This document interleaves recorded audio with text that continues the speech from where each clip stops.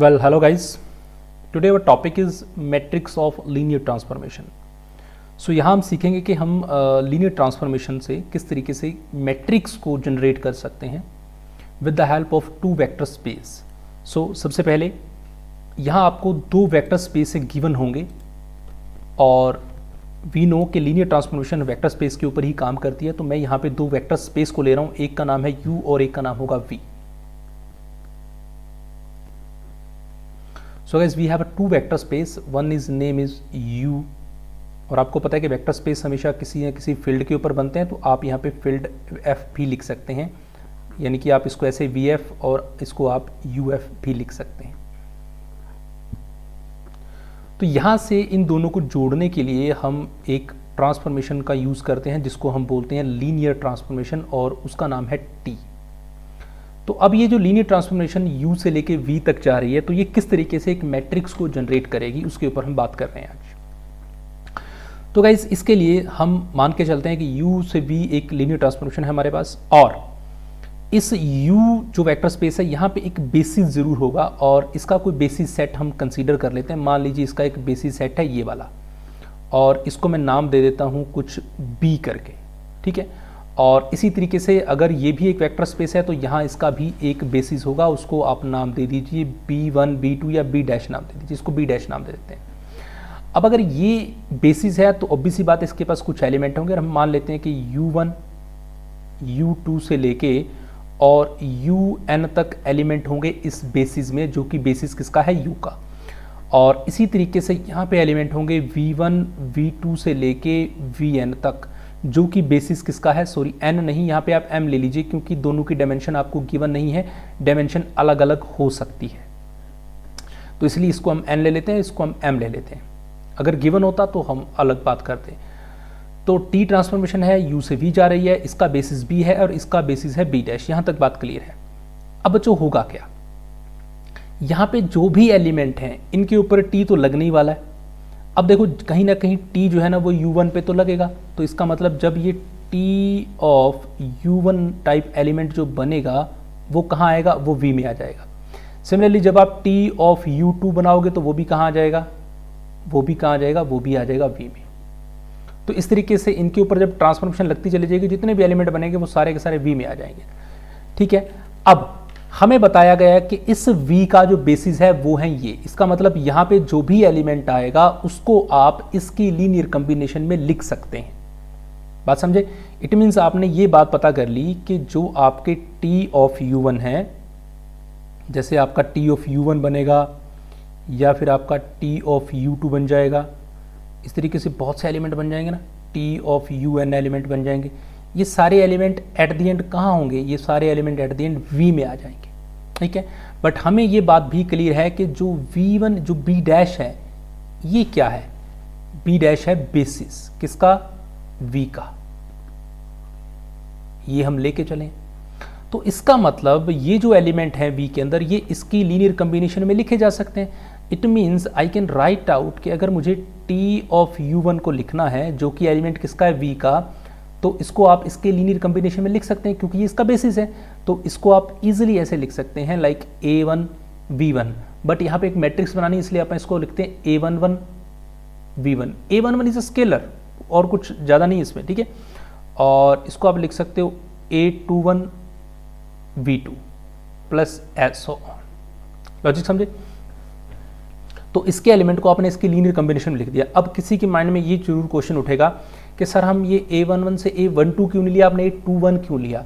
तो दोस्तों इस लेक्चर से पहले ना मैंने एक लेक्चर और बनाया है, उसके अंदर हम ये बात करते हैं कि जब भी कोई भी रो आपको लिखनी है तो वो हमेशा एक कॉलम मैट्रिक्स में लिखी जाती है लीनियर ट्रांसफॉर्मेशन के केस में. बात समझे. मान लीजिए आपका कोई बेसिस है ये वाला u1 से लेके un तक, ठीक है. तो आप क्या करते हैं, इसका कोई एलिमेंट है इसका u का u, तो आप इस u को तो इसकी लीनियर कॉम्बिनेशन में लिख सकते हैं. लाइक आप लिखेंगे कि जी a1 u1 a2 u2, am I right, a3 u3 and S on an un तक ऐसे लिखेंगे.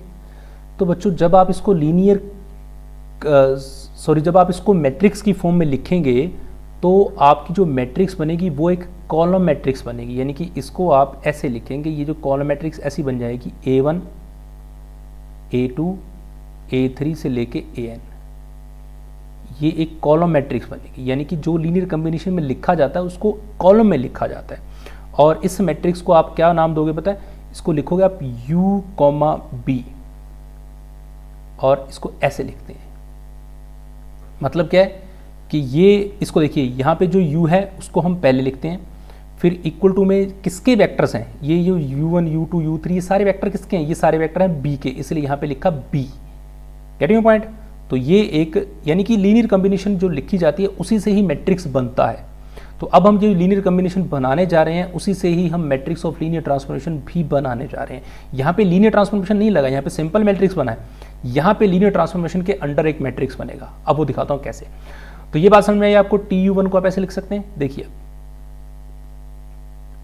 तो इसका मतलब हम इस तरीके से लिख सकते हैं कि TU1 की लीनियर कॉम्बिनेशन क्या हो जाएगी, A11 V1 plus A21 V2 और AM1 और V, देखो V वाले वेक्टर कहाँ तक थे, V वाले वेक्टर M तक थे, तो फिर इसका मतलब स्केलर भी कहाँ तक लेना पड़ेगा, M तक लेना पड़ेगा, AM1 और VM। फिर आप लिख सकते हैं TU2 को, ये क्या लिखेंगे आप, अब A11 है तो नेक्स्ट एलिमेंट क्या आएगा, A12, देखो यहाँ से कॉलम बन रहे हैं तो यहाँ से रो बन जाएगी, बाकी वही V1 और A22 दैट इज V2 और AM2 that is VM।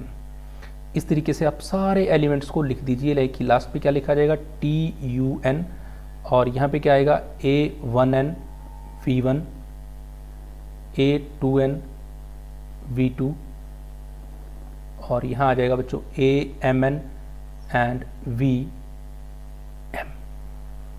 Logic clear. अब इसको आपको मैट्रिक्स की फॉर्म में लिखना है, सिंपल बस। अब देखो मैट्रिक्स की फॉर्म में कैसे लिखता हूँ मैं, तो मैट्रिक्स बनाते हैं हम ऐसे। सबसे पहले क्या है, T, ये वाला T है तो मैंने T को यहाँ लिख दिया। फिर उसके बाद क्या है T, ये जो एलिमेंट है U1 U2 UN, ये किसके एलिमेंट हैं, आप कहेंगे सर ये B वाले सेट के एलिमेंट है, B is the basis of U। फिर उसके बाद आगे चलिए इक्वल टू में, इक्वल टू में ये V1 V2 VM V1 V2 सभी यही तो एलिमेंट लिखे हुए हैं। और ये किसके हैं सर, ये तो B डैश के हैं, तो यार यहाँ पे B डैश लिख दीजिए। और ये हो गया आपके पास मैट्रिक्स की रिप्रेजेंटेशन। और मैट्रिक्स कैसी बन गई वो आपके सामने है, इसको जल्दी से लिख दीजिए। और हर एक रो को कॉलम में लिखना है, यानी कि इसको आप कैसे लिखोगे, एक कॉलम की शेप में लिखोगे। ये मैं आपको ऑलरेडी बता चुका हूँ, तो यहाँ पे इस चीज़ का ध्यान देना आपको। तो यहाँ पे आप क्या लिखेंगे, A11 और A21 ऑब्वियसली बात है यहाँ आ जाएगा, और फिर AM1 यहाँ आ जाएगा। तो सिमिलरली यहाँ पे क्या आएगा, A12 A13 और A1N, ओके, और A22 A23 and A2N and at the end here you will write out AMN। तो ये जो M क्रॉस N का एक मैट्रिक्स बन गया है, ये आपका मैट्रिक्स ऑफ लीनियर ट्रांसफॉर्मेशन है। इसी को हम मैट्रिक्स ऑफ लीनियर ट्रांसफॉर्मेशन बोलते हैं।